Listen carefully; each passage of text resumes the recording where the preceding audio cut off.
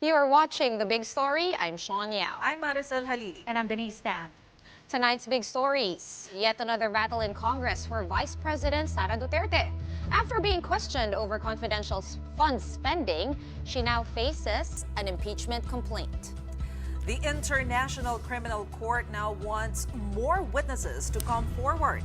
A lawyer explains this does not mean that the ICC lacks evidence on the Duterte drug war. A Russian-attacked submarine was recently spotted off the West Philippine Sea, and President Bongbong Marcos finds that, quote, very worrisome.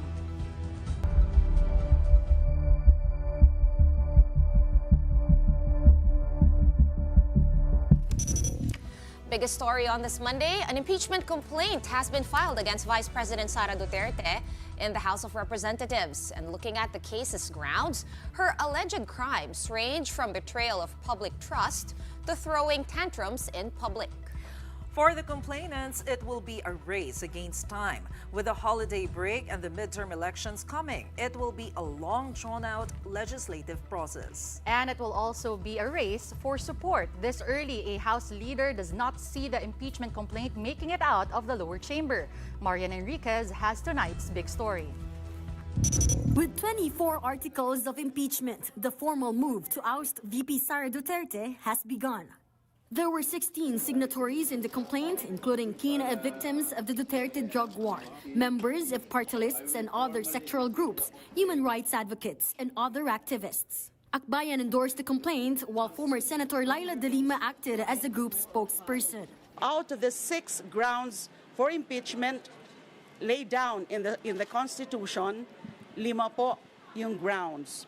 Culpable violation of the Constitution, graft and corruption, bribery, betrayal of public trust, and other high crimes. So ang wala lang na ground for impeachment is treason. So majority of the grounds are present. It's shaping up to be a legal storm for Duterte. Last week, she admitted contracting someone to kill President Bongbong Marcos, the First Lady and the Speaker of the House. That cost her a subpoena from the National Bureau of Investigation, who wants her explanation by December 11. Then there's the series of hearings by the Good Government Committee on her confidential expenses as Vice President and as former Education Secretary. All these supposed transgressions of Sara, including her so-called meltdowns, are in the complaint that, if it were up to President Marcos, should not have been filed. The chief executive has said that this is just a waste of time of both lawmakers and ordinary Filipinos. In short, just a storm in a teacup. But for the Office of the House Secretary General, the impeachment complaint should be addressed as a constitutional obligation. It vows to adhere to the law and to fairness every step of the case's way. And it is a long process. 1/3 of more than 300 members of the House of Representatives should vote yes to the impeachment complaint for it to move forward. Then it's off to the Senate, which will serve as impeachment court and rule on the guilt or innocence of Sara Duterte. This early, congressmen doubt if the impeachment complaint would make it that far. Ang magiging challenge lamang po dyan is yung possibility sa impeachment. Dahil unang-una po, alam naman po natin, by next year, by February, start na po ang national campaign. By March, start na rin po ang local campaign. Naniniwala po tayo kapag gusto may paraan. Pag nakita nila na malakas itong ating complaint, malakas itong kasong ito, they will support it. I leave it at that. For News 5, I'm Marian Enriquez. We are One News. Let's discuss this further with attorney Enrique Buco de la Cruz. He is a senior partner over at Divina Law. Attorney Buco, welcome to The Big Story. Thanks for agreeing to join us on this very eventful Monday. Attorney, can you hear us? Good evening, ladies, and thank you for having me. Okay, I'm assuming you did not miss the big news about the first impeachment case filed over at the lower house. We're talking about 5 of the 6 grounds being present. We're talking 24 articles of impeachment presented in the complaint from the more recent events, some reaching back into the past. What do you make of all of this? Will it hold water? Is there enough in the complaint to hold water? Well, we assess it based on 2 criteria, matter of form and matter of substance. No? As to form, it suffers from a bad timing. Mukhang mali po ang timing nung pag-file eh. You have to understand that there is a prescribed period for Congress to act on impeachment complaints. And if they fail to act on it or they are not able to vote on it or endorse it, it is deemed denied or shelved. In which case, the one year ban will apply. So for 1 year, you cannot file any impeachment complaint against Vice President Sara Duterte. So that's on as to form, no. Also as to form, the more articles or grounds you raise, the lower the chances that you get one to pass, no, because it will take so much time to deal with all of these grounds. It's better to choose 1, 2, or 3 grounds, focus on those strong grounds, so as to focus the effort, no. You need votes. You need to convince at least 1/3 of the House to endorse the complaint. Right. Attorney And Buko, as to substance, go hindi paramihan ng grounds eh. Kailangan it has to amount to a breach of the Constitution. Kinakailangan high crime, not an ordinary crime, not a simple crime. It must rise to the level of high crimes. So hindi paramihan. oh, yun nga, Attorney Buko, kasi nung binabasa ko, of course, as a layperson, I'm not a lawyer nor a lawmaker, parang they just put everything that they didn't like so far from her performance. Even nung Davao City Mayor pa siya, even things na parang are more associated, kumbaga, with her father, the former president, like yung EJK, that she's involved in it. Now, ang tanong, we all know that by now, that the impeachment is a very political exercise and it's not actually like a court case. But in the absence of actual court cases filed, how does this all jive? And paano ba dapat natin to, like, if we want to really exact accountability, is this really the best way? Yeah, well, for an impeachable officer, the president, the vice president, and the constitutional commission officers, the only way to hold them accountable is by impeachment. But you need to study it carefully because, as I said earlier, if you file a weak one or a defective complaint, instead of holding her accountable, you're giving her immunity for 1 year. No, if you file the wrong complaint, a haphazard complaint, a defective complaint, you're correct in your observation. No, may mga isinama doon na pangyayaring hindi pa siya vice president. So obviously hindi yun pwedeng isama sa impeachment complaint dahil ang impeachment complaint dapat nakatutok lamang sa mga ginawa niya na paglabag sa konstitusyon nung siya ay pangalawang pangulo na ng Pilipinas. So that might work in favor of Sara Duterte if this complaint is found defective and will therefore insulate her, give her immunity for 1 year. Attorney, you mentioned earlier na merong certain period for the Congress to act on the impeachment complaint filed against Vice President Sara Duterte. Gaano kahaba yung period for the Congress to act on it? Do they have enough time for the impeachment complaint, considering na kailangan nilang i-prioritize yung budget natin for 2025 and campaign na by next year. Sila na nga nagsabi nun, di ba? Oo. Magkaka-campaign na. So, baka daw hindi matuloy, tsaka 9 session days na lang ang natitira. Correct. No, under the rules ng House, meron silang 10 araw mula sa pagkaka-file nitong complaint, no, para maisama ito sa agenda. And then mula sa pagkakasama sa agenda, may 3 araw sila para ito ay maitukoy sa committee, no, mai-refer sa committee para aralin. Now, that is very difficult kasi by December 20, mag-a-adjourn na sila for the Christmas break, no? So, medyo gipit na sa oras para gawin yan. And assuming na mai-refer yan sa committee, assuming by some miracle, maisingit sa agenda yan, mai-refer sa committee bago mag-break ng December 20, ang balik nila January 13 na eh. And under the rules, may 60 days lamang sila para mag-conduct ng hearings. Pag bumalik sila ng January 13, magbe-break ulit sila ng February 11 para sa campaign period. So wala nang 60 days doon, hindi nakakayanin eh. Pagdating ng campaign period kasi wala ka ng senador, pagdating ng March wala ka ng mga congressman. So I think hindi lulusot because of bad timing, no? Sa ilalim ng rules, dapat within 60 days magkaroon ng resolution. Either makakuha dapat yan ng botong 1/3. That's around 100 congressman. Dapat bumoto to endorse it to the Senate. Pag walang nakuhang 100 votes yan, it's deemed dismissed, not acted upon. 1 year, hindi ka na pwede mag-file ulit ng impeachment against VP Sara. So last week, attorney, President Bongbong Marcos himself said that he is not in favor of impeachment complaint against VP Sara. Kaya nga siya yung nakipag-usap dun sa ibang legislators na wag nang mag-file. Pero hindi, well, obviously, some legislators did not listen to it. Ano yung implication nito? Paano namin to dapat basahin? I think the president also realizes that any complaint filed now is problematic due to time constraints. So there are other urgent matters that should be thrashed out and should be prioritized by Congress. The budget, of course, another priority legislative agenda, mas magandang doon ubusin yung oras dahil hindi na nga rin makakayang tapusin yung impeachment. So kahit simulan, uubos ka ng oras ng Kongreso, wala ka ring makukuhang resulta dahil hindi mo rin kayang tapusin within the limited period of time before the campaign. Kaya tama yung panawagan. It's not a directive from the president, it's a plea na pakiusap na huwag nyo nang unahin yan dahil mas maraming ibang importanteng bagay.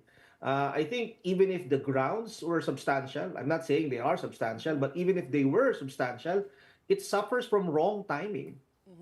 Do you get the sense though, attorney, na minadali ito? Kasi nakakagulo. I mean, we've been talking about impeachment for months, di ba? But I think one of the reasons nga, no, and even the lawmakers from the House have said this, ay hindi nga matutuloy dahil nga ang awkward nung timing. Magpapasko, mag-e-election. Sila na nga mismo yung nag-amin nun. So, do you get the sense na minadali ito? Because supposedly, this is only the first and meron pa tayong inaabangan na possibly mag-file din yung mismo makabayan block sa House ng sarili nilang impeachment complaint this week. Yes, mukhang ifinay lang para may ma-file, para makakuha ng media mileage siguro, no? Dahil I'm sure they are also aware na hindi ito kakayanin given the limited time. The fact that they added complaints, no? May mga isinamang offenses na hindi naman covered nung siya ay vice president na obviously it's haphazard, no? Minadali. Ano ang purpose? Ang purpose lang ito, malagay sa balita, makakuha ng media mileage, libreng airtime. Pero other than that, hindi kasi lulusot eh. Sayang. Sayang yung pagkakataon dahil isang taon na hindi mo na siya uli mapafilan eh. Magkakaroon siya ng immunity from the impeachment process for 1 year. Pero attorney, you mentioned that earlier, yung timeline, the 60 days and the 10 days prior to that. Pero is it really that impossible to make it past the remaining sessions? Kasi yun naman pong binigay nyo, yung maximum lang po. It is actually possible na mas mapabilis po siya. Tama po ba? Tama naman. There was one instance na pagka-file ng complaint, pumirma agad yung 73 or 75 congressmen na endorse agad sa Senate. Yun yung impeachment ni former President Joseph Estrada. So kung makakakumbinsi ng mag-i-endorsong 1/3 ng House, so sa ngayon mga 100 na ang kailangan kasi 300 plus ang miyembro ngayon ng House. Para ito ma-endorse sa Senado, kailangan mo ng 1/3. If you can convince 1/3 of Congress, kahit isang araw lang yan, basta mayroong pumirmang close to 1/3 or 1/3 of the House, diretso na yan sa Senate. And walang choice yung Senate, di ba? Kailangan nilang tanggapin at kailangan nilang mag-convene as a tribunal.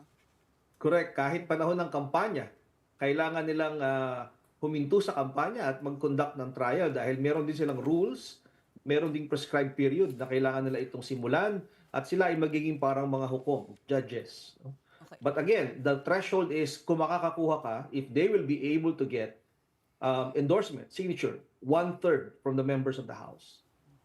Okay, Attorney Buko, nabanggit mo kanina, no, it's possible then na hindi nila tanggapin or parang ma-junk itong impeachment complaint. How does that work? Well, ministerial yung pagtanggap, no? Kailangan nilang tanggapin, defective man yan o hindi. Pagka-refer sa committee, so within 10 days, ika-calendar sa agenda. Pag na-calendar sa agenda, you have 3 days to refer to the committee.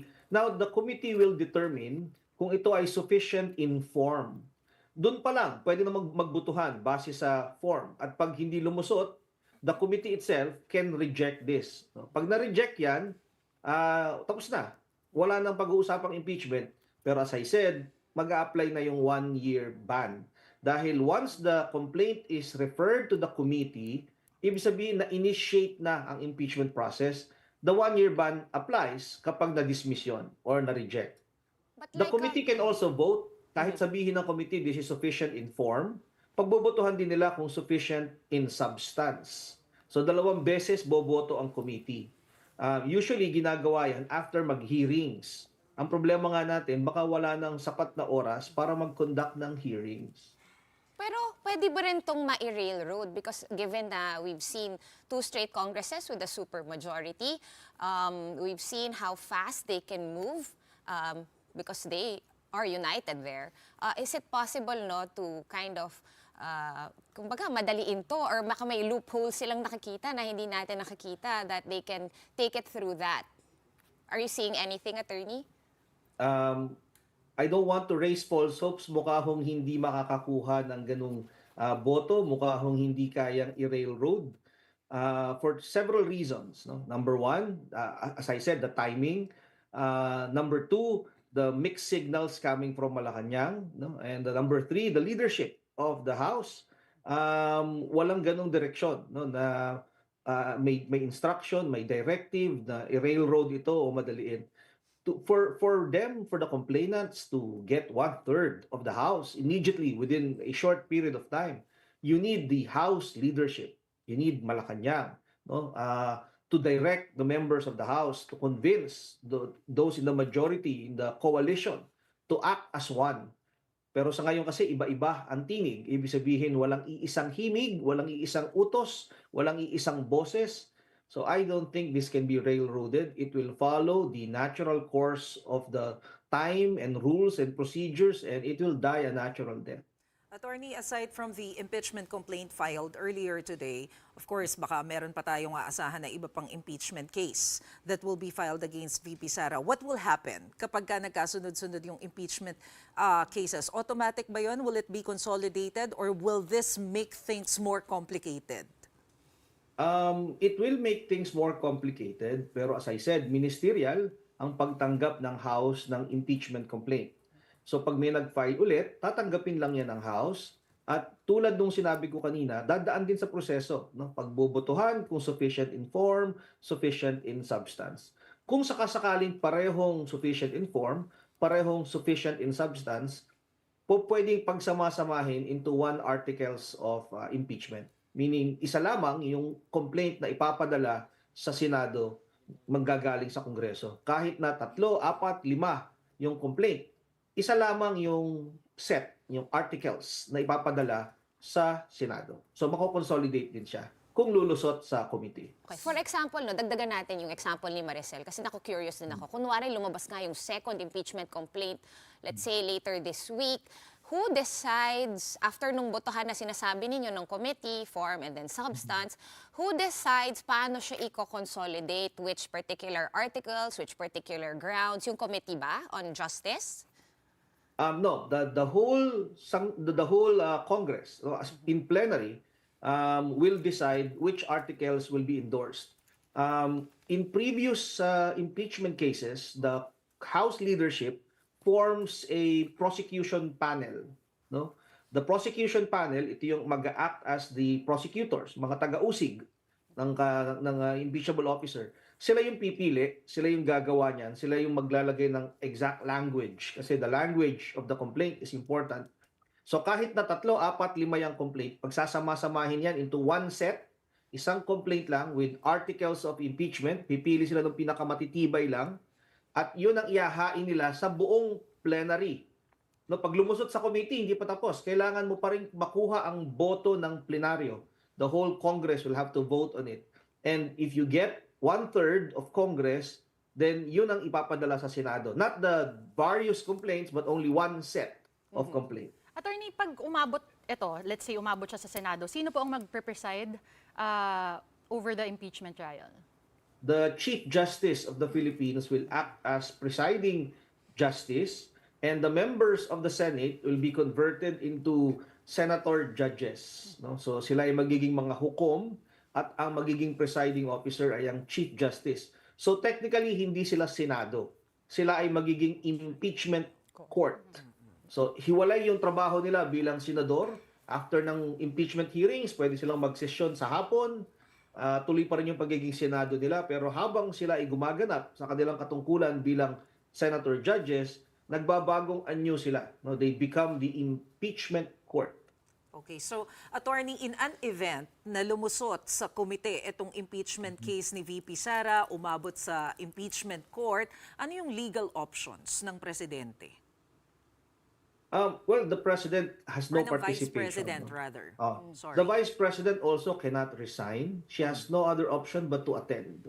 No, prohibited siya from resigning from office. Kahit mag-resign, tutuloy kasi to. No? Ang consequence niyan, she will be like an accused. No? Sa mga previous cases nakita natin, ipapatawag siya, no? Pagpapaliwanagin, bibigyan ng pagkakataong magpaliwanag. After, of course, ng prosecution na ma-prove nila yung kanilang case. Ang susunod naman magpe-present ng ebidensya ay yung impeachable officer, in this case, the vice president. And then the Senate will vote, no, either to convict or to acquit.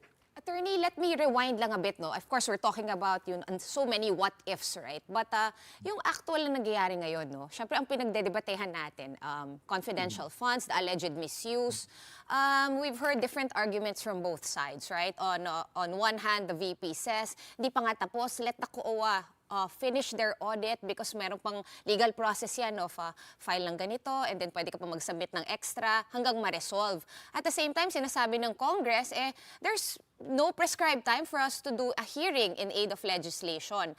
Ngayon, I'm really wondering, okay, ano ba dapat mauna? Dapat ba muna magkaroon muna ng resolusyon yung kaso? If we're gonna impeach somebody, let's say ito yung may mabigat na basehan, no, for impeachment, which is the misuse of confidential funds, which is graft and corruption, malversation, etc., and betrayal of public trust, hindi ba dapat may kaso muna siya or at least masabi muna ng COA with finality na, okay, talagang na-misuse yung funds, hindi ma-liquidate?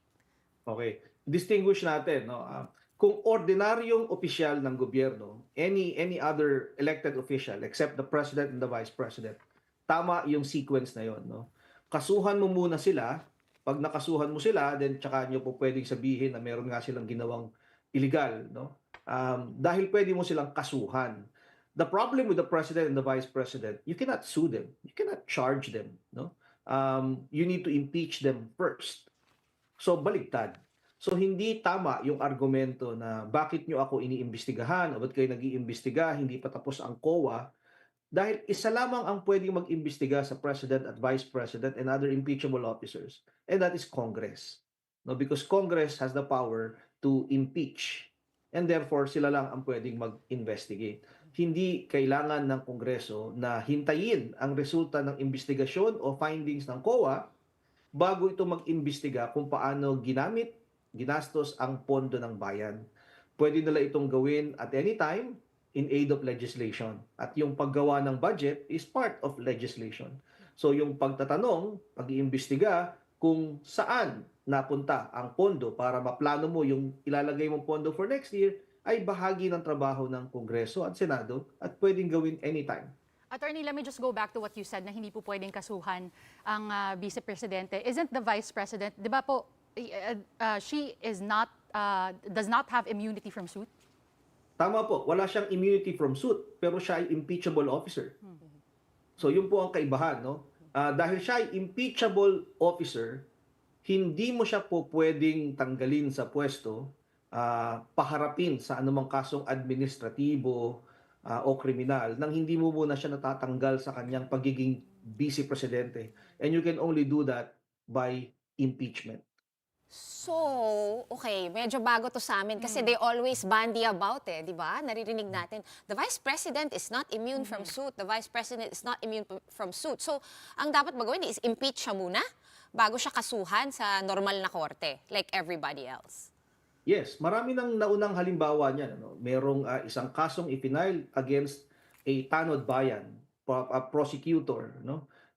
May ifinail na kaso laban sa justice ng Supreme Court. Kung maalala nyo, in fact, lahat sila kinasuhan for corruption, no? Umabot sa Korte Suprema ang kaso at sinabi ng Korte Suprema, hindi niyo sila po puwedeng kasuhan, ni hindi niyo sila po puwedeng ipa-disbar, which is a entirely different proceeding, habang sila ay nakaupo bilang impeachable officer. Dahil mawawala sila sa puwesto 'pag sila ay nakasuhan. Eh, ang sabi sa saligang batas, ang puwede lang mag-alis sa kanila sa puwesto ay impeachment.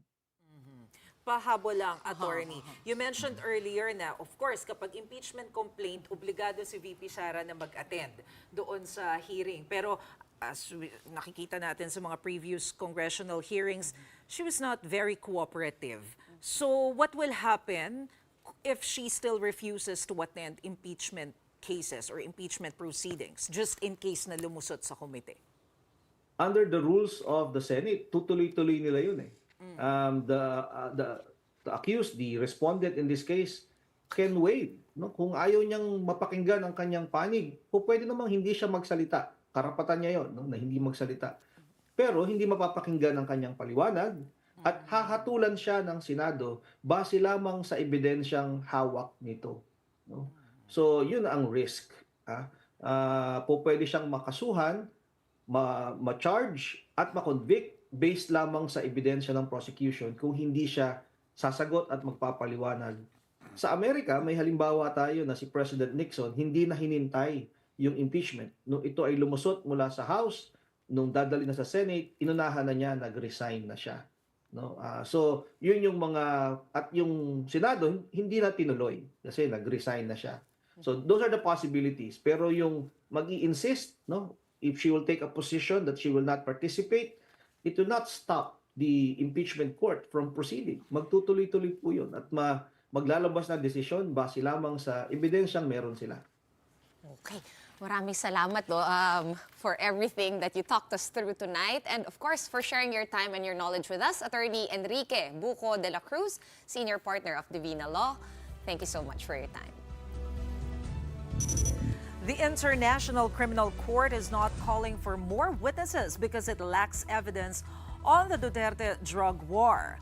That's what ICC Assistant to Counsel Attorney Cristina Conti clarified after the ICC opened an online portal to appeal for witnesses. Conti explained that if anything, this is a good indication that the ICC probe is progressing well. For the human rights lawyer, the ICC move should be considered more as a last call before the probe goes into trial phase. The court, she added, is just casting a wider net and having a bigger picture of the war on drugs from information that came out of the House Quad Committee hearings. Ang target market nila kumbaga ay yung mga hindi pa nare-reach out ng ICC. Kasi biktima, medyo kausap na nila, many other actors kausap na nila. Iniisip lang nila, baka may iba pang gustong humabol. At, which is good news for us, I think this is solidifying the case for trial. Kasi kung question lang ay who is most responsible, 2 months ago, 2 weeks ago ba, umamin I am most responsible. And we've solved the question already. But as with any good lawyer, you should be ready for trial and prepare the case even for conviction. Up next, a Russian submarine is spotted in the West Philippine Sea while Filipino fishermen in Rosal Reef complain of harassment from Chinese Navy. We'll get the details on these with AFP spokesperson Colonel Francel Padilla when we return. Keep it here on One News.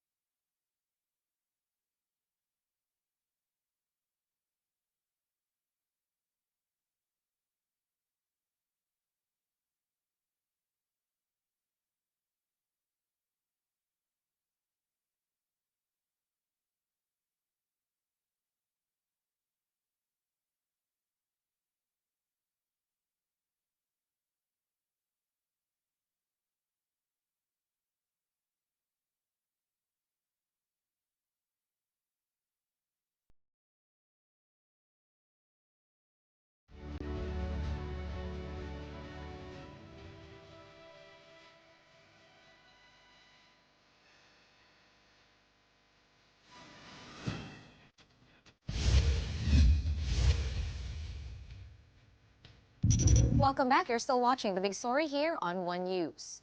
The Philippines expressed deep concern over China's reported use of a helicopter in harassing Filipino fishermen in the West Philippine Sea. Video taken in Rosal Reef last Thursday showed the helicopters from the People's Liberation Army hovering just 15 feet over some 20 boats of Filipino fishermen. According to them, the Chinese are pushing them away from the area for 2 days already. Fortunately, no one was hurt, although the Philippine Coast Guard was deeply alarmed. Ang pinaka-dangerous na harassment na ganyan is that it might, alam mo yun, masira yung light material structure ng boat. It might also capsize dahil sa pag-push ng hangin ng chopper. Now, on that same day, the Armed Forces of the Philippines also reported a sighting of a Russian submarine in the West Philippine Sea. It was spotted just 80 nautical miles from Mindoro Island, which President Bongbong Marcos himself found concerning.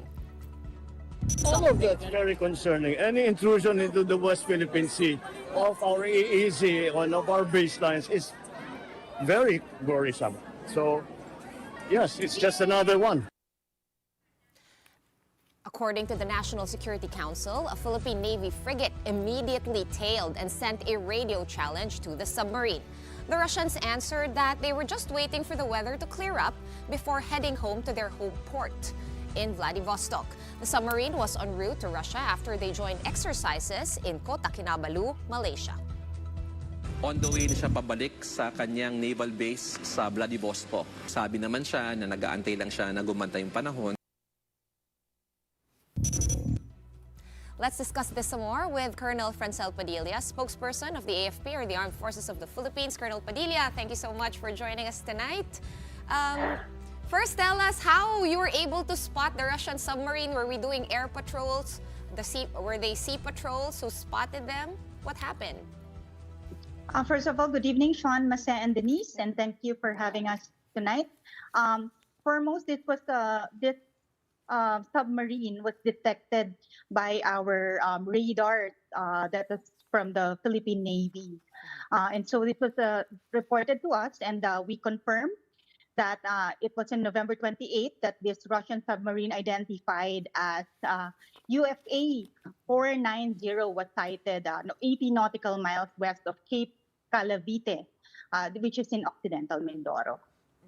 But if the submarine did not surface, ma'am, meron ba tayong capability? Do we have enough asset to monitor or to detect kung may pumapasok dun sa exclusive economic zone natin? Yes, ma'am. No, we have a mix of different equipment to be able to detect yung presence nga nito, surfaced or underwater. Okay. We just want to know, Colonel Padilla, whether this radar is new. We understand we were talking about the new laws, yung maritime zones natin and archipelagic sea lanes. And we understand that that is not yet in effect, but it seems like this radar was already able to monitor. Ito po ba yung radar that we're going to be using to enforce our territories? And is it new? We have different set of equipments, and we also have from our partners, no. So we actually share information, and ito naman part na rin ng modernization assets that we have been acquiring through the years. Mm-hmm. And Colonel, if the submarine was tracked by that radar that you mentioned a while ago, by our own system, are we now able to monitor other vessels? Is that what it means? And kung oo po, up to what extent? This is what's important with this, no, that we were able to monitor the presence of this submarine. So with this, we can see that the capabilities are really getting to be modernized at this point, no, and because of this, we were able to immediately deploy assets to monitor and address the situation. And with that, we were able to ensure the security of the Filipino waters. Pero, Colonel, is this really a cause of concern? Well, President Bongbong Marcos earlier mentioned that this is very worrisome. But I heard the National Security Council, well, particularly Assistant Director General Jonathan Malaya, mentioned that this is just part of the freedom of navigation. Right. So which is which? Of course, we were surprised that may Russian nga no na vessel within our waters. So that is the one that is of concern to us, that meron ng ganitong presence. But what is important to note is that we were able to detect them and react accordingly. Pero ano po yung protocol? Kasi if this is part of the freedom of navigation, should they ask permission first from the Philippine government since this is part of our exclusive economic zone? Or okay lang na po Kasi nga, to add to Mase, no, dumaan. it was found in our EEZ but it was not in our territorial waters. I understand may parang FYI especially if you're using like a navy or a military, some sort of craft, diba? You have to parang tell the country na, hey, I'm passing by just to not cause any panic. But does that also apply in the EEZ or just in the territorial seas? Under the UNCLOS, no, the authority under freedom of navigation kapag submerged siya or surface. But if it is territorial waters, it should be surface and it is within 12 nautical miles. It's innocent passage. So in this case, Freedom of navigation because it's in the EEZ. Even if they didn't tell us and we were kind of caught by surprise, at least our radar caught it, you're right about that. But I mean, moving forward, should we expect that they kind of contact the AFP and tell them that they are passing by, since it is also I think an official Russian vessel? Under the UNCLOS, it's under freedom of navigation if it's within the EEZ.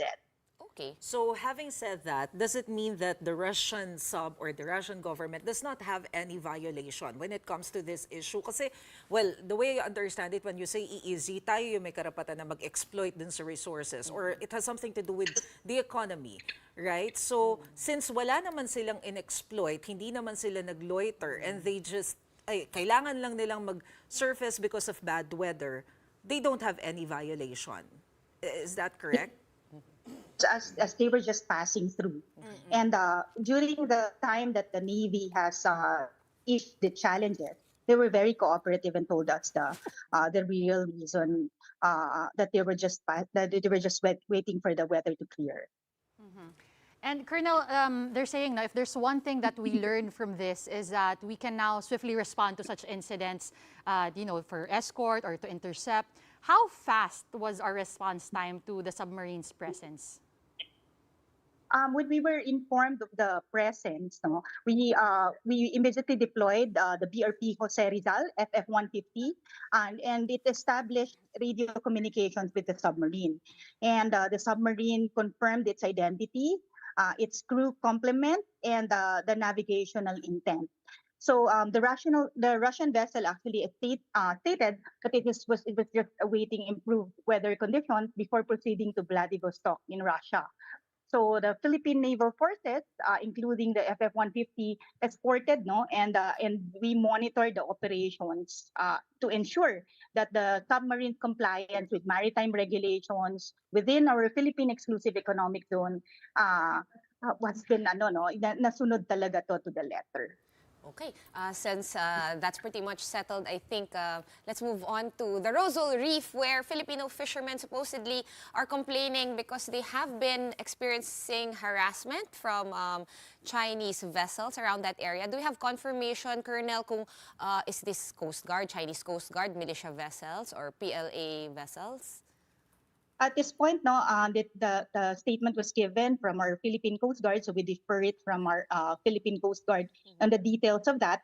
But rest assured po, sa side ng Armed Forces of the Philippines, we keep telling our fishermen to continue fishing in the waters in our exclusive economic zone, as the right to do so is nandito sa atin. And the Armed Forces of the Philippines will always be there to support them. So tuloy-tuloy po yung ating pagpapatrolya. Ang Philippine Navy po natin, nandiyan po, continuously doing our patrols 24/7. And our Philippine Air Force are also doing maritime patrols every now and then on a regular basis. Okay, so for now, that matter is in the purview of the PCG or the Coast Guard. Yes, ma'am. Commodore Tariela has also given details on that. So do we defer to the PCG at this point, ma'am? All right. I think that's all that we have, all the questions we have for you tonight. Thank you so much for joining us. AFP spokesperson, Colonel Francel Margaret Padilla. Maraming salamat po sa oras ninyo, ma'am. Up next, heavy rains flood several areas in southern Luzon and the Bicol region. That and more big stories when we return. Keep it here on One News.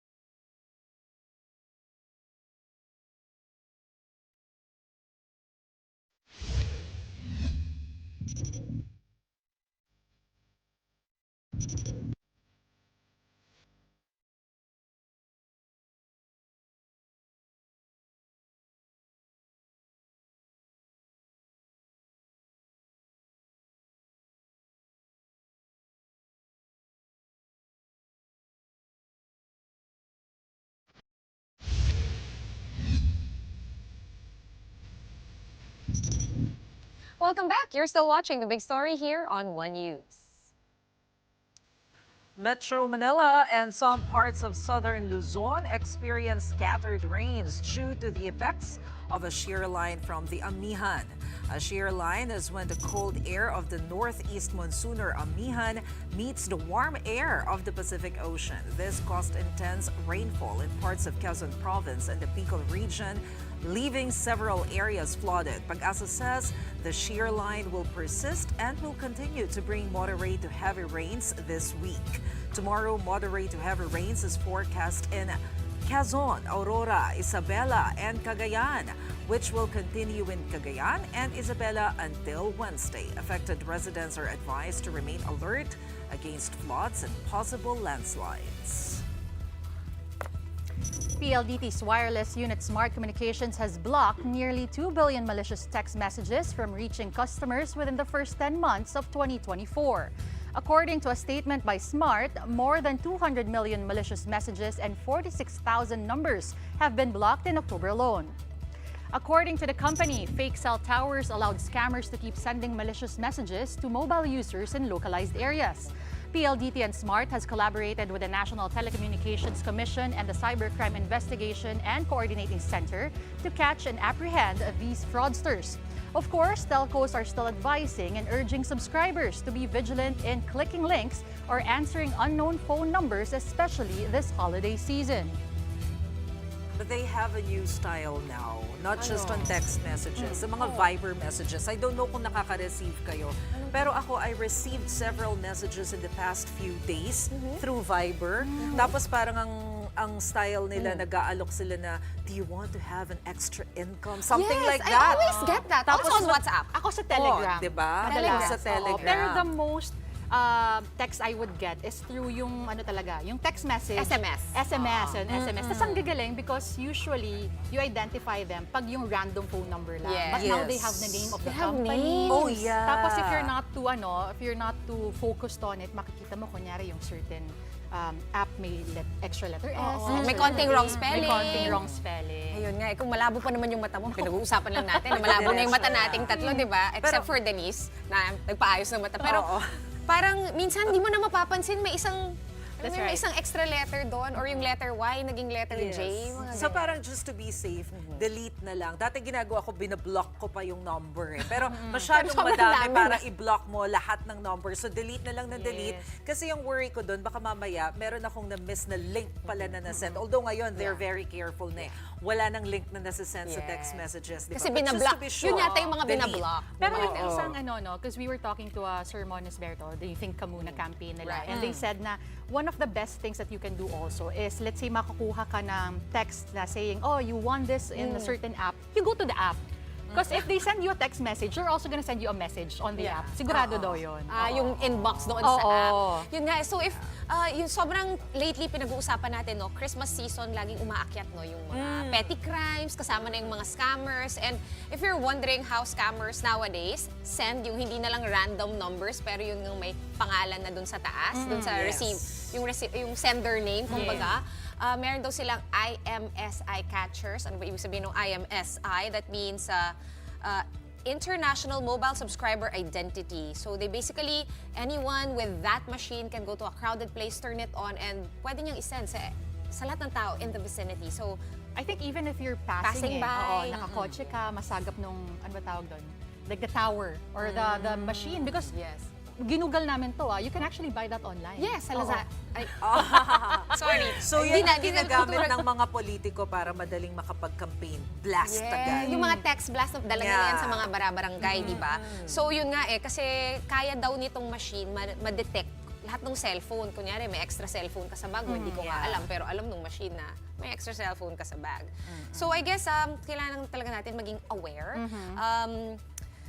Our telco providers are actually recommending to be really, really vigilant. If you notice, you've also gotten an increase in official messages, emails, and texts. Yes. Na minsan nalilito na nga ako dahil tingnan mo yung unread messages ko, 100 Ang dami na, di ba?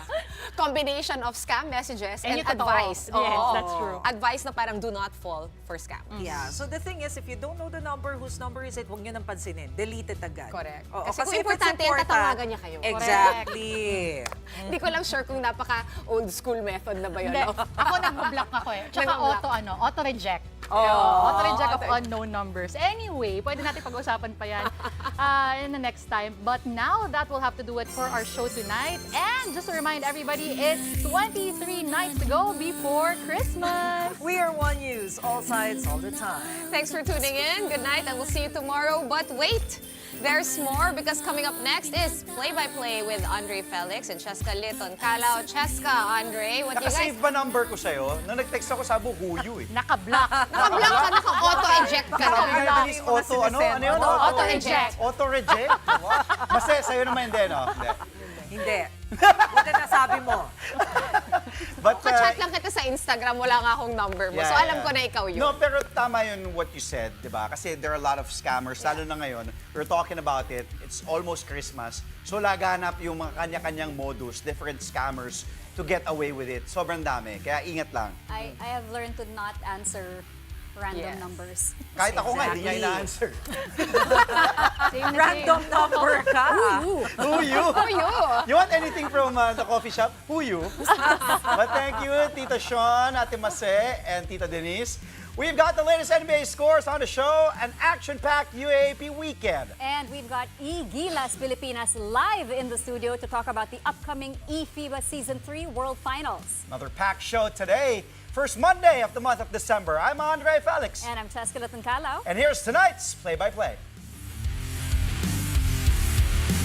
Ramiro, the show by Mamoy. Puts it up.